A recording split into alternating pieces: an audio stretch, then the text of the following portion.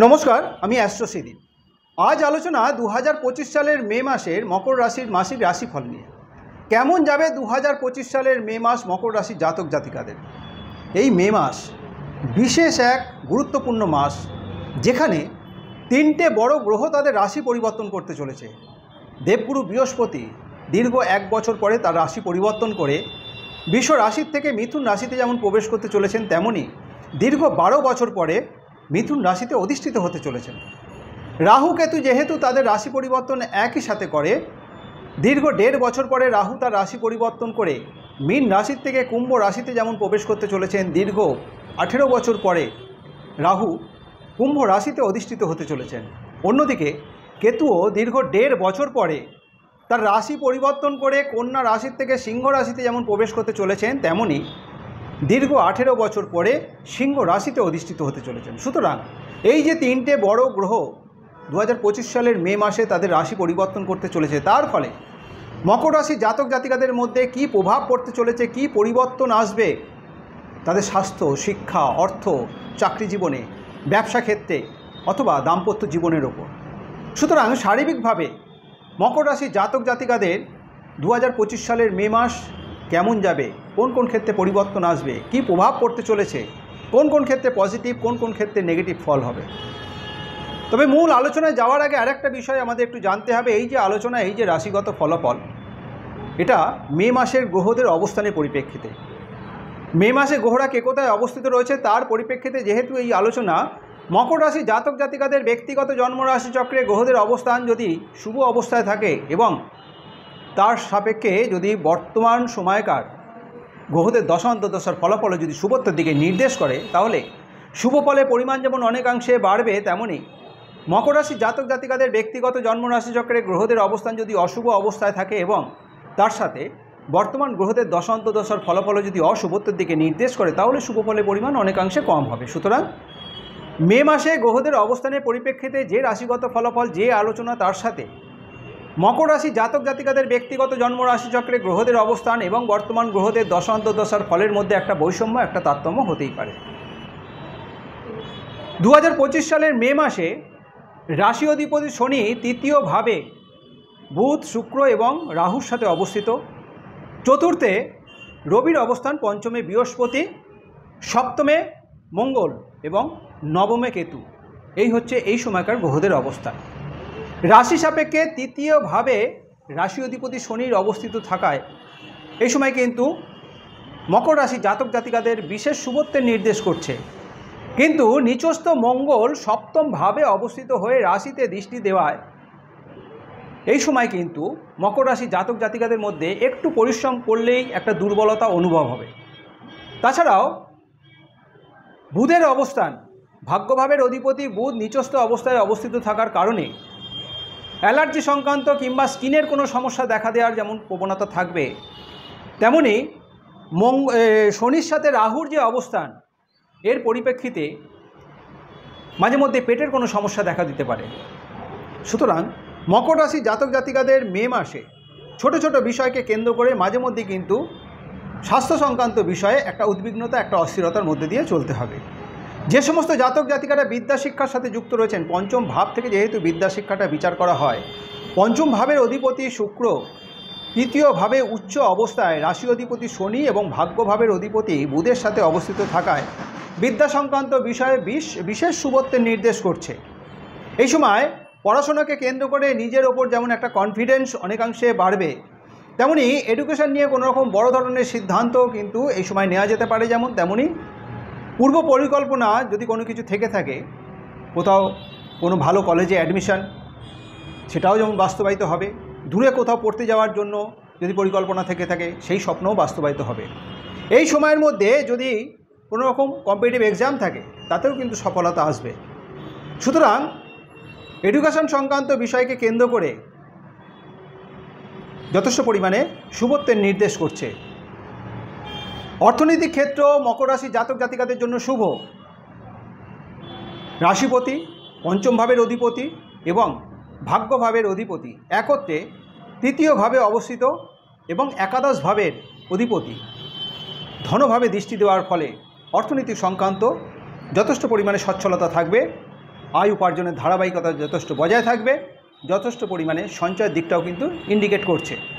যে সমস্ত জাতক জাতিকারা চাকরিজীবী, কর্মভাব যেহেতু দশম ভাব এবং দশম ভাবের অধিপতি শুক্র উচ্চ অবস্থায় তৃতীয় অবস্থিত, রাশি অধিপতি শনি এবং ভাগ্যভাবের অধিপতি বুধের সাথে কর্মক্ষেত্রে কিন্তু যথেষ্ট শুভত্বের নির্দেশ করছে। যথেষ্ট পরিমাণে পজিটিভিটি যেমন দেখা দেবে কর্মসংক্রান্ত বিষয়কে কেন্দ্র করে, যথেষ্ট এনার্জি এই সময় আসবে, কর্মদক্ষতা বাড়বে, ক্রিয়েটিভিটি, কমিউনিকেশন স্কিল অনেকাংশে বৃদ্ধি পাবে, কর্মক্ষেত্রে দায়িত্ব বৃদ্ধি পাবে, কর্মক্ষেত্রে দায়িত্ব বৃদ্ধি পাওয়ার জন্য পরিশ্রম বৃদ্ধি পাবে, কর্মক্ষেত্রে এই সময়ে নিজস্ব কর্মক্ষমতা, নিজস্ব দক্ষতার জন্য কর্মক্ষেত্রে কিন্তু একটা পদোন্নতির সম্ভাবনা থাকছে, ভালো ইনক্রিমেন্টেরও কিন্তু একটা সম্ভাবনা থাকছে। কর্মক্ষেত্রে নিজ কর্মগুণের জন্য প্রশংসিত হওয়ারও কিন্তু একটা সম্ভাবনা থাকছে। যে সমস্ত বেকার যুবক যুবতী রয়েছেন তাদের জন্য কিন্তু এই সময়টা বিশেষ শুভ, অর্থাৎ ভালো কর্মলাভের মাধ্যম দিয়ে বেকারত্ব দূর হওয়ার কিন্তু একটা সম্ভাবনা থাকছে।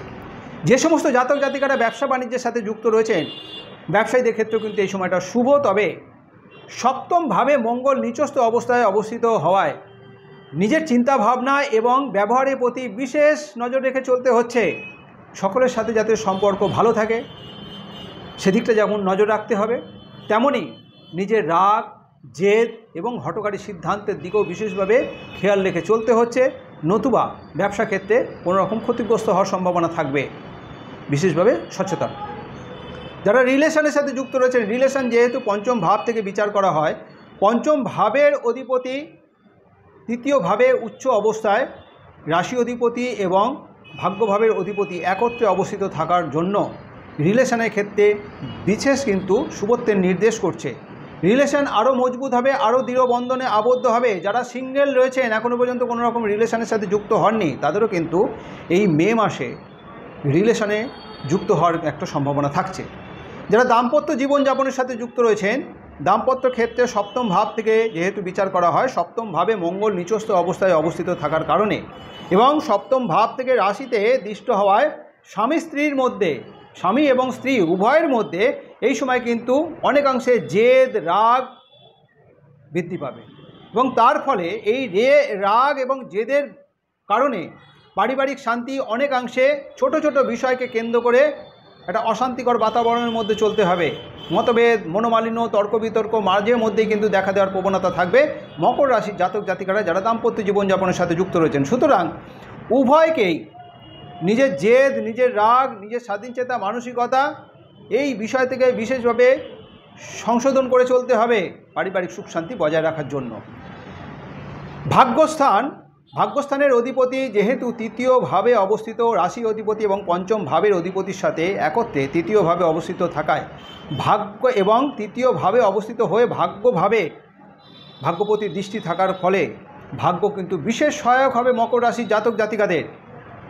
নতুন কিছু করার যদি কোনো রকম পরিকল্পনা থাকে, সেই নতুন পরিকল্পনা কিন্তু এই সময় বাস্তবায়িত হবে এবং তার ফলে ভাগ্য আরও উন্নতির দিকটা লক্ষ্য করা যায়।